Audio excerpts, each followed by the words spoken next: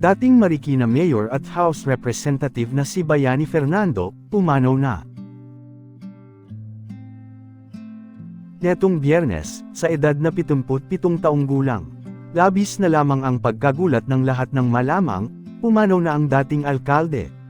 Ayon sa mga ulat, ang sanhi ng kanyang pagkasawi ay ang mga natamong sugat mula sa aksidente na kanyang kinasangkutan, pagkatapos nitong maligas at mahulog mula sa bubong ng kanyang bahay na under renovation, ayon pa sa dating Marikina City Administrator na si Ryan Salvador. Nadala pa siya sa Quirino Memorial Medical Center ng bandang tanghali ngunit idineklara din itong dead on arrival.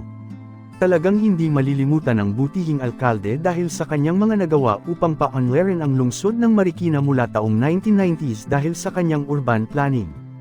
At iba pang mga initiative na talagang nakatulong sa pagpapaganda ng naturang lungsod. Dahil din sa mga pagbabagong ito na bihira lamang sa Metro Manila kaya naman tumaas ang kalidad ng lungsod ng Marikina bukod sa pagiging show capital nito sa bansa.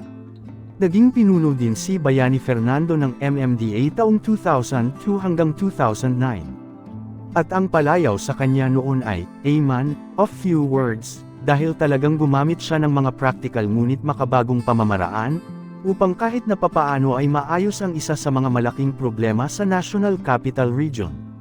Si Fernando din ay isang workaholic at isang disciplinarian sa hanay ng mga MMDA employees, ayon sa nasabing ahensya.